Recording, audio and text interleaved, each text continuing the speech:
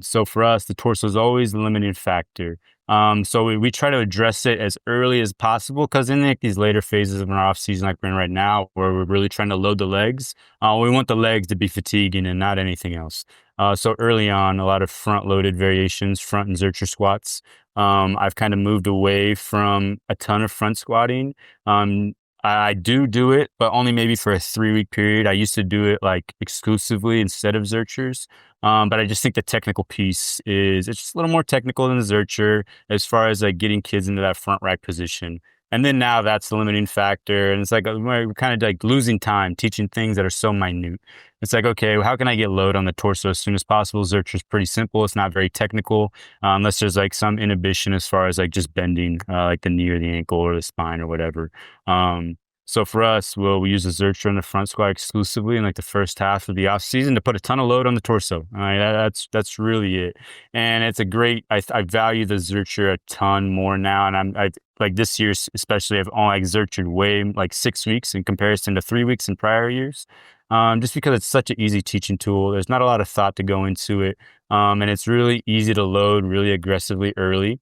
And honestly, from an assessment standpoint, it allows you to expose some like minutia, like things for individuals. Obviously, most of the time it's going to be the torso, and you'll see like the upper back just go and the hips get behind.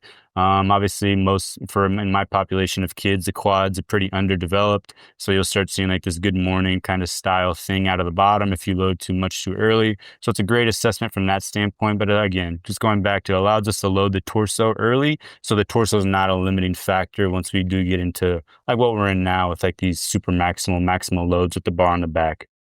Yeah, I with the Zercher too, and I mean, hopefully everyone listening is familiar with it. You're basically holding a bar in front of you in the crook of your elbows. Yeah. And Yeah. one of the things I notice about that, I feel like it's almost, in a way, it's a different lift with a fat bar because I see that you use fat bars. Yeah. And the narrow bar, I mean, there's such a once you get the learning curve. I mean, I feel like if you go up real slow over a long period of time, you start to get that groove and you can handle it. But I would think too, with female athletes, that might take even longer.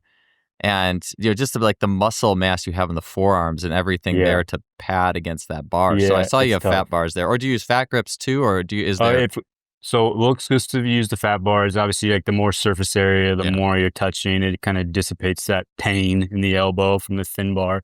But if you don't have thick bars, we'll just use fat grips. Same idea, just making the surface area bigger so it's more comfortable.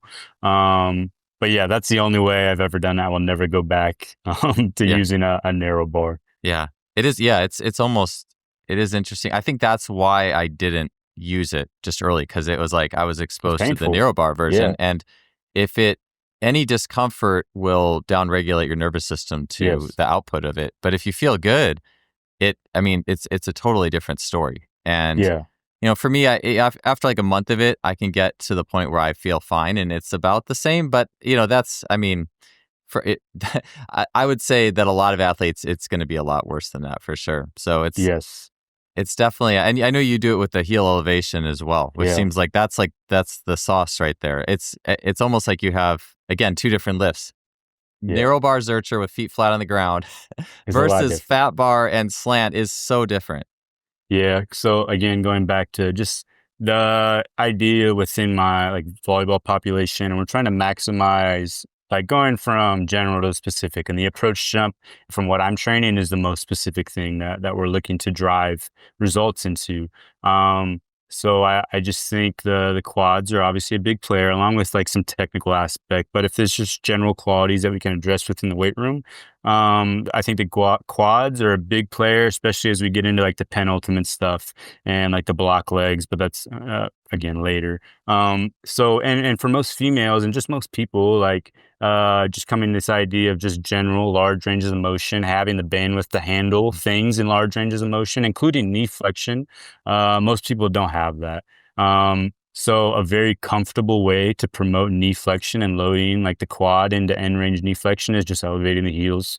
We try to get on a 20-degree slant board. No, I feel like any more is too much. And I don't have I don't have a goal for them to ever go flat. That's not the point. Cause I don't really care if they're like super great squatters with flat feet. That's not what they're here for. I'm trying to drive like a stimulus into loaded knee flexion. And that allows me to get into those positions in the easiest way. And then you compound that with the Zercher, like you're saying, with the center of mass shifting out. It just allows their torso to be so upright. And for when then we go into these maximally loaded squatting, we're starting to like groove this pattern of an upright torso and using the quads to drive out of the bottom of the squat. So it's a great starting point for how we want to train the back squat and do the weight releasers and do the overcoming isometrics. And we're trying to specifically train the quads with the squat, because that's really the end game for us. And then just this idea of handling stress through this bandwidth, hence why we do the squat and not a leg extension. And from like a skill component and kinesthetic awareness and just being able to do those things. But yeah, that's really it. I just want to get them into a position that's not inhibited for some reason and load the quads. And that's a great way to do it.